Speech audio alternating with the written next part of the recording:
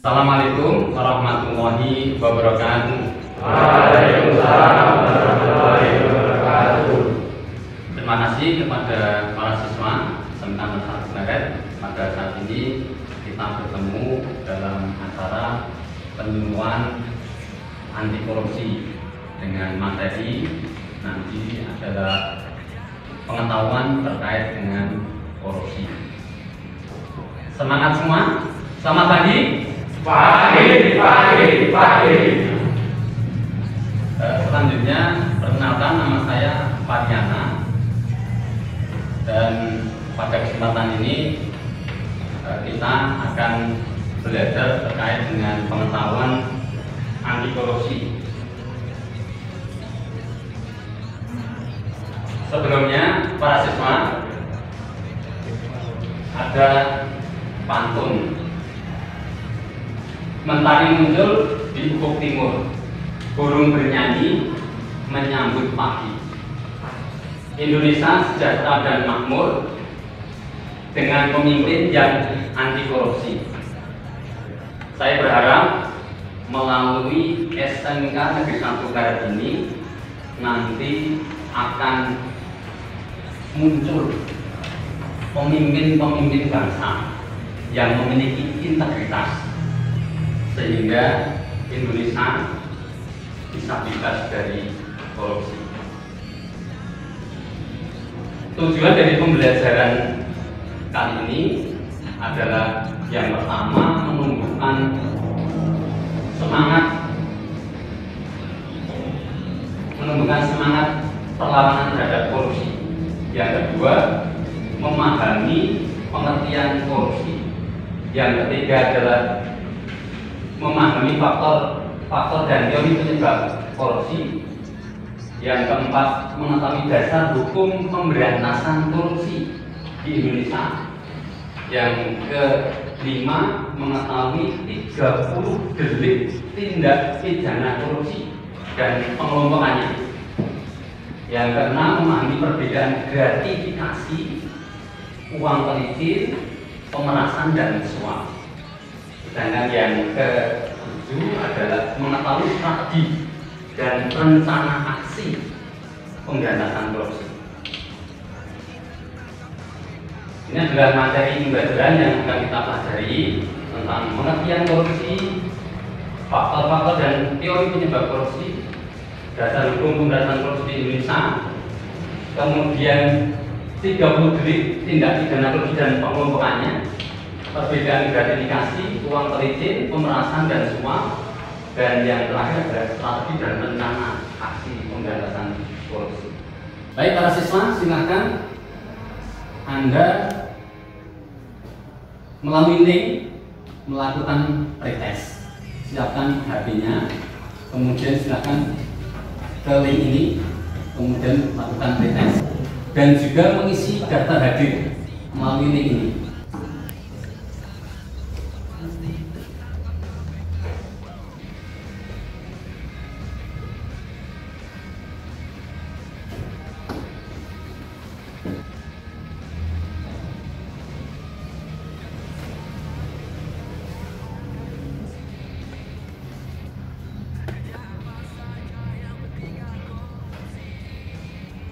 Yang belum bisa sambung.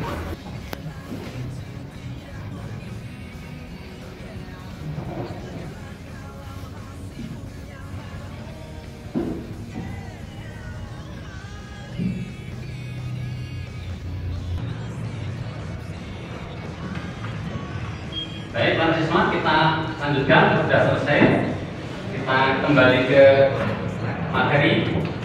Ini adalah pengertian korupsi.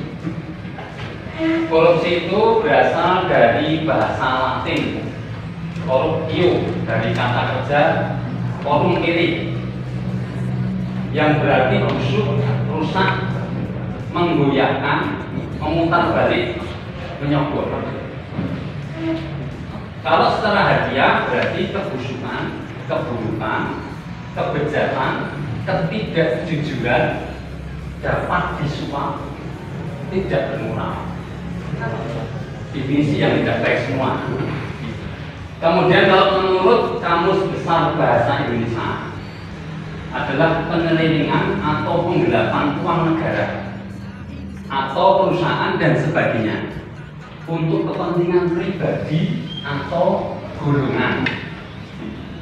Sedangkan kalau menurut Blacklow di Pionere berarti korupsi adalah suatu perbuatan dari sesuatu yang resmi atau kepercayaan seseorang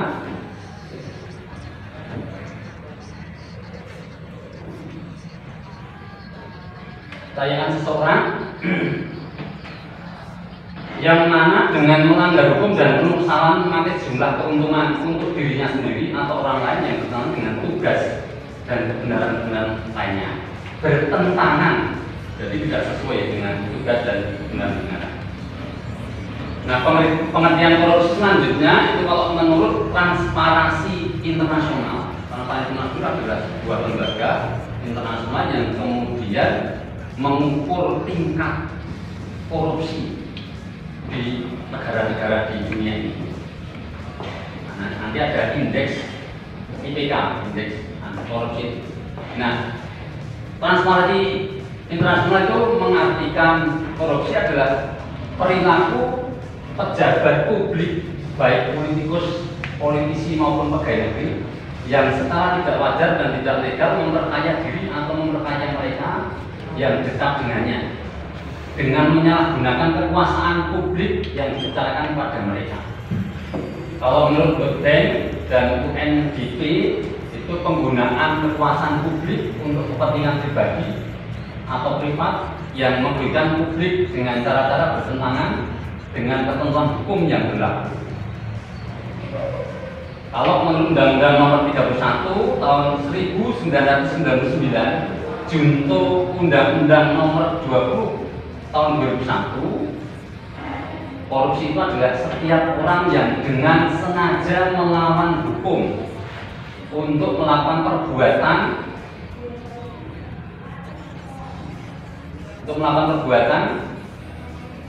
dengan tujuan memperkaya diri sendiri atau orang lain atau suatu korporasi yang mengakibatkan kerugian keuangan negara dan perekonomian negara. Jadi itu pengertian korupsi. Ada pertanyaan? Silakan, ada yang mau bertanya?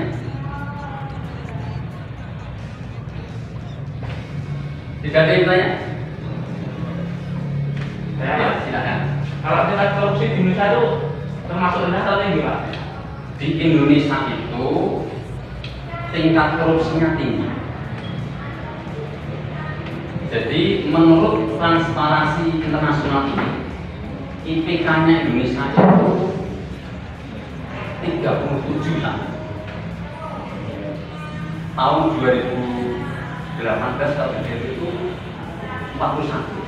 Angka semakin besar itu menunjukkan semakin tidak banyak korupsi. Tetapi kalau angkanya semakin kecil, itu berarti terjadi korupsi semakin banyak.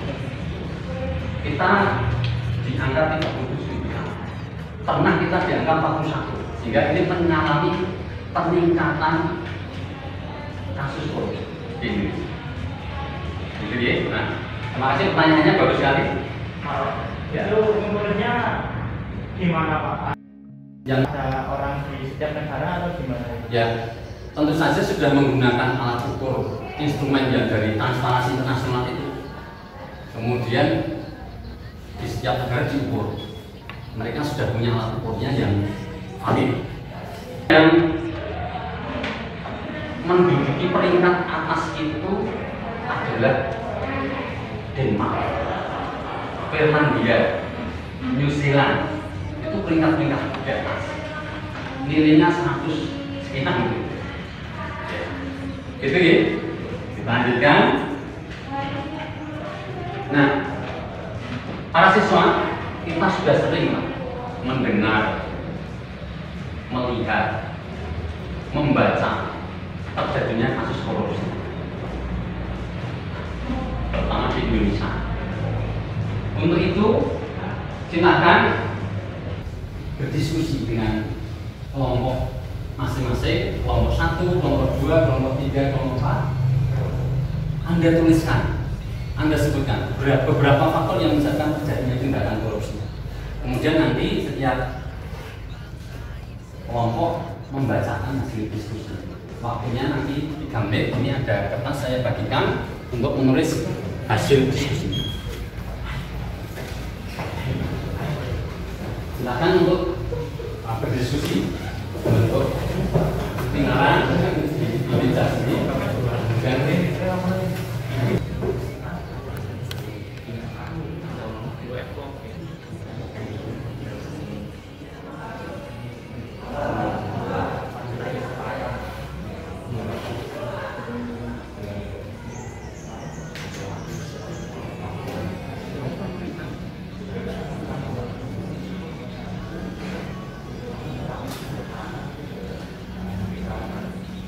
terima satu siswa sudah 5.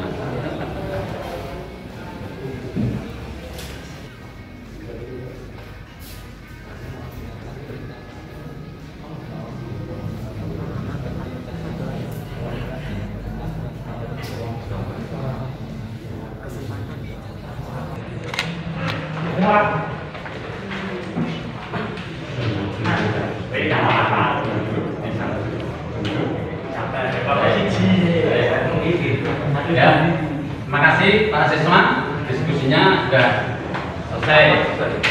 Kami persilakan yang mau maju dulu, siapa? Yang kelompok berapa ini? Kelompok 2. Ya, silakan untuk dibaca. 3. Silakan dibaca. Terjadinya korupsi. 1. Adanya kesempatan melakukan korupsi. 2. Adanya kebutuhan dari koruptor tersebut. Ya. Oke, 3. Adanya tekanan dari salah satu pihak. 4. Keberatan tama atau rapuh. Kelompok 2 ya, silakan. Menyebabkan terjadinya tindak korupsi yang pertama adalah kekuasaan lebih terhadap kekuasaan, keserakan dan bagus terpaksa karena kebutuhan organisasi, pendapat perintah dari orang lain, dan kesempatan dalam tindakan korupsi. Oh gitu ya. Jadi ada 5 ya. Ada 5. Jadi ini yang kelompok 2 itu menemukan 5 faktor kelompok 2. Jadi beda dengan yang kelompok 3.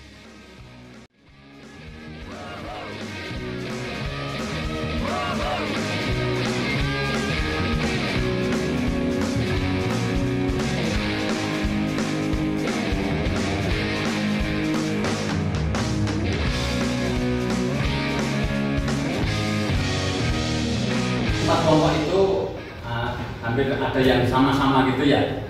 Nah, ternyata sudah pada tahu semua kira-kira nanti penyebabnya itu adalah hal-hal seperti itu. Faktor-faktornya seperti itu. Kita terus bersama untuk kita bersama kita. Terima kasih teman-teman yang sudah maju ke depan itu kita akan membahas. Undang-Undang Nomor 30 Tahun 2002. Ini ada 30 delik tindak pidana korupsi dan pengurutannya. Jadi ada 30 delik tindak pidana korupsi. Itu diatur di 12 pasal di Undang-Undang Nomor 31 Tahun 1999 dan Undang-Undang Nomor 20 Tahun 2001. Ini kemudian 30 delik itu dikelompokkan menjadi 7. Yang pertama, kerugian keuangan negara, pemberian sesuatu janji atau penyuapan, penggelapan dan jabatan, perbuatan pemerasan, perbuatan curang, benturan kepentingan dalam pengadaan, dan gratifikasi. Ini adalah pasal-pasal yang berkaitan dengan 7 kelompok dari perbuatan utama.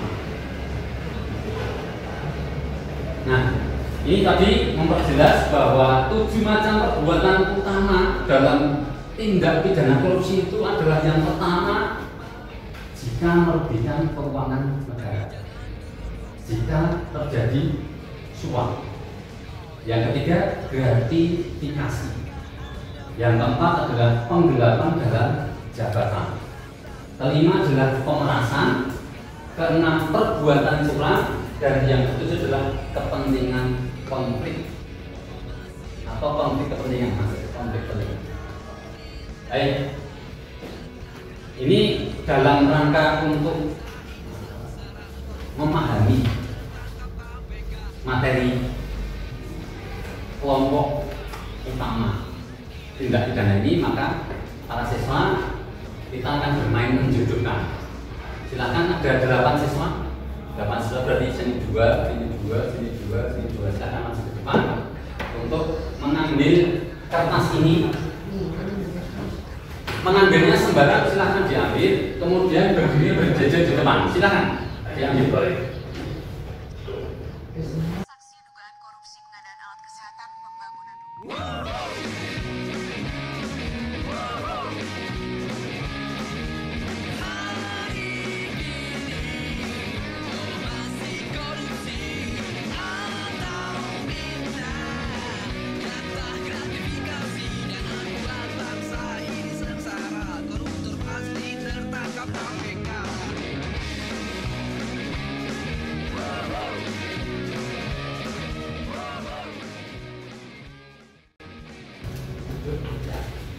Apa itu tulisannya? Nanti ditampilkan ke sana. Apa tulisannya?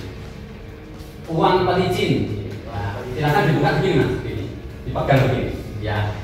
Oke, yang kuning berikutnya nomor katalan.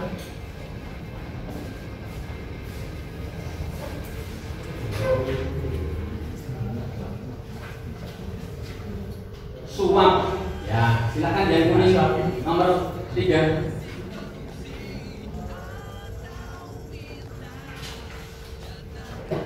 Gratifikasi. Baik, yang nomor kuning nomor 4. Pemerasan. Ya, silakan yang putih pertama dibuka kertasnya, kemudian dibaca keras.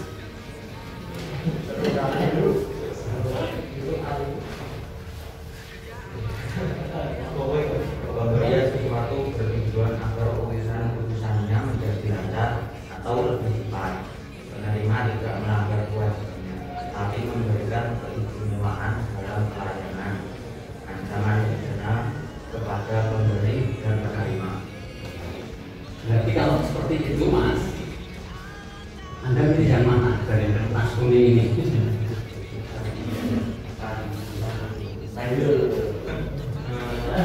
Oh ya, silakan dilihat ya. Berarti gini mas ya. Oke. Kertas putih yang kedua. Yang lainnya memperhatikan ya, biar paham. Transaksional pertemuan kerja pemberi dan penerima umumnya bersifat tertutup. Niat jahat ada pada pemberi dan niat jahat penerima muncul kemudian akibat ada pemberi. Ya, penerima atau pejabat melanggar kewajiban ancaman pidana kepada pemberi dan penerima. Oke, silakan Anda mau pilih pasangan yang mana? Di sana ada suap, gratifikasi, pemerasan.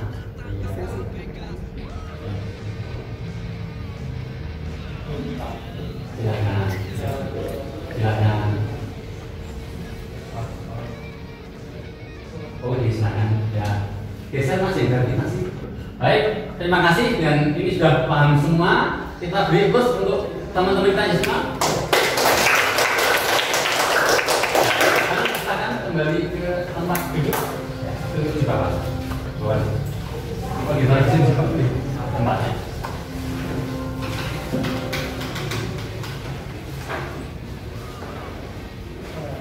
Para siswa ada pertanyaan terkait dengan 7 kelompok utama tindak pidana korupsi? Ada pertanyaan? Sudah cukup jelas. Baik, ini yang tadi sudah kita bahas. Jadi di sini ada definisinya. Masing-masing ini ada ciri khasnya. Kemudian, nah strategi dan rencana aksi pemberantasan korupsi di Indonesia itu ada 3 caranya. Yang pertama itu adalah penindakan. ini adalah penegak hukum, polisi, kejaksaan. Jadi orang-orang yang bertindak korupsi itu nanti akan dijerat dengan hukum, disidangkan, kemudian nanti di penjara. Itu namanya adalah penindakan. Tujuannya apa toh? Tujuannya apa mas? Kalau sudah dihukum tujuannya apa? Biar jerah, biar kapok, gitu. Bagus itu. Jadi biar kapok. Makanya di penjara. Kemudian yang berikutnya, KPK juga menyelenggarakan tentang strategi pencegahan. Dicegah agar tidak terjadi korupsi. Caranya bagaimana? Menutup kesempatan dan mempersempit ruang gerak untuk melakukan tindak pidana itu karena dia itu takut kalau dicongkok anak cucunya. Jadi kesempatan ada, tapi dia tidak mau karena memang dia sudah tidak ingin mati nanti dicongkok yang cucu. Sehingga di sana sudah tidak ada korupsi. Jadi mati. Maka ini pendidikan kepada masyarakat itu dalam rangka membangun integritas masing-masing kita, dan kemudian kalau kita sudah berintegritas dan diaktualisasikan dalam kehidupan kita sehari-hari, insya Allah nanti Indonesia bebas dari korupsi. Rencana aksi apa yang dapat dilakukan oleh masyarakat? Kita termasuk masyarakat. Ini yang pertama adalah kalau di strategi penindakan ini kita bisa melaporkan tindakan pidana korupsi. Jadi kalau kita tahu di lingkungan kita ada tindakan korupsi, ya kita laporkan saja kepada KPK. Kemudian bisa bedah kasus terhadap putusan peradilan. Ini kalau ini harus kita punya banyak pengetahuan pemerintah kalau mau membedah kasus. Kemudian pemberian keterangan ahli di persidangan. Kemudian penyelidikan. Ini masyarakat boleh seperti ini. Ketika sudah punya kompetensi, silakan melakukan. Kalau kita belum, ya paling juga misalnya ini, kita tahu ada yang melakukan tidak benar, ya kita lakukan pada Pak. Kalau di dalam perbaikan sistem, ya ini membangun zona integritas. Kalau ada instansi berfungsi zona integritas itu berarti di situ sudah ada komitmen membangun tidak terjadinya korupsi. Kita harus betul-betul mendukung program. Kemudian memantau pelayanan publik, melakukan kajian dan penelitian terkait permasalahan korupsi, mendirikan pusat kajian yang berfokus pada isu anti korupsi, menyampaikan rekomendasi dan perbaikan kepada pemerintah, pengawasan dan mendorong transparansi peradilan, membangun sistem anti korupsi di lingkungan, melaporkan LHKPN, ini laporan harta kekayaan penyelenggara negara, kepada KPK secara langsung maupun melalui pos, melaporkan gratifikasi yang dianggap suap kepada KPK melalui UPG, unit pengendali gratifikasi dan lain-lain. Jadi kita juga bisa melakukan dalam strategi perbaikan sistem ini, berbagi masukan kita kepada pemerintah agar kemudian nanti muncul ide untuk lebih baik lagi dalam pelayanan. Kalau dalam strategi pendidikan ini ada insensi pendidikan anti korupsi di sektor pendidikan, jadi memasukkan pendidikan anti korupsi itu di sekolah, mengembangkan model-model pendidikan anti korupsi, sosialisasi dan kampanye anti korupsi pada masyarakat. Yang berikutnya adalah melakukan penyuluhan anti korupsi seperti yang saat ini saya lakukan, dan masyarakat dapat menyesuaikan dengan bakat dan kemampuan yang dimiliki. Misalnya menciptakan lagu anti korupsi. Namun kok para siswa yang punya bakat mendesain apa? Mendesain gambar yang anti korupsi, slogan-slogan, membuat apa ini? Cerpen boleh, membuat puisi anti korupsi, membuat pantun anti korupsi. Silakan saja yang punya kemampuan untuk itu, silakan untuk itu diwujudkan agar kemudian menggema perlawanan terhadap korupsi di Indonesia.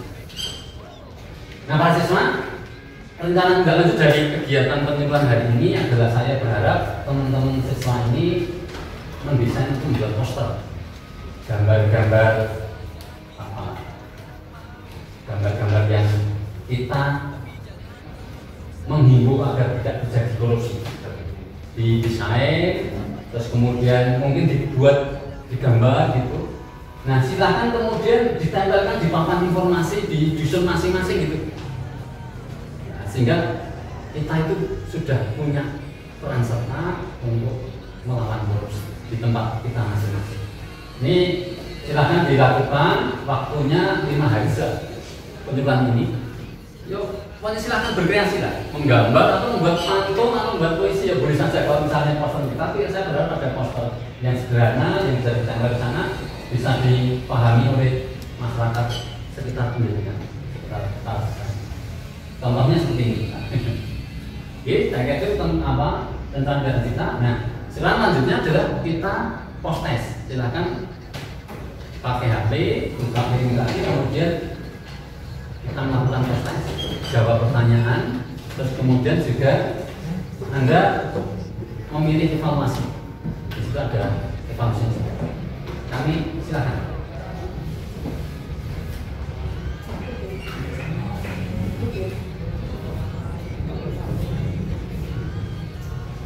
Baik, para siswa kita lanjutkan untuk rangkuman materi dari kegiatan pagi hari ini adalah tadi kita belajar tentang pengertian korupsi, faktor-faktor dan teori penyebab korupsi, ada dasar hukum pemberantasan korupsi di Indonesia, yang keempat adalah 30 delik tindak pidana korupsi dan pengelompokannya, ada 7 kelompok utama tindak pidana korupsi, kemudian ada perbedaan gratifikasi, uang pelicin, pemerasan dan suap, kemudian strategi dan rencana aksi pemberantasan korupsi.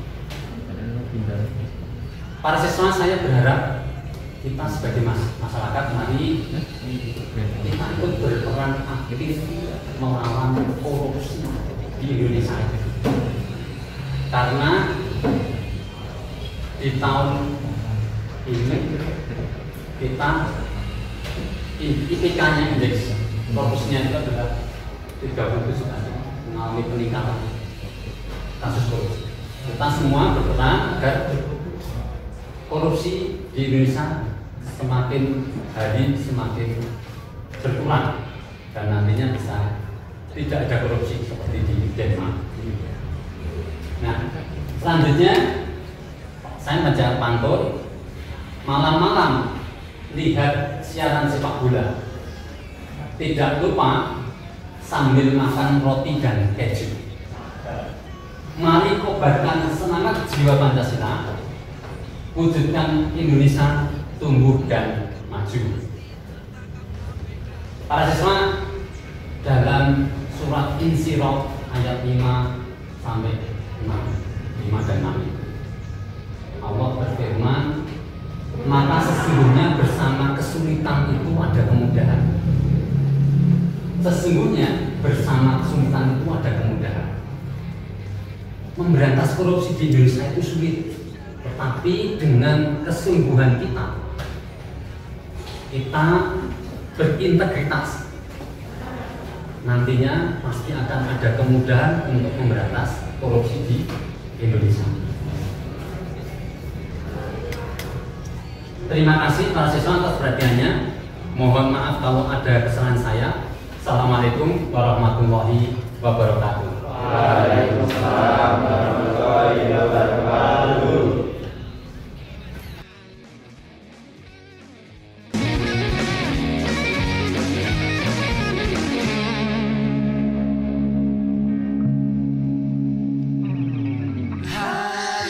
Pasca penangkapan muncul harapan besar agar KPK membongkar praktik mafia peradilan. Kami masih menunggu perkembangan dari hasil tim penyelidik.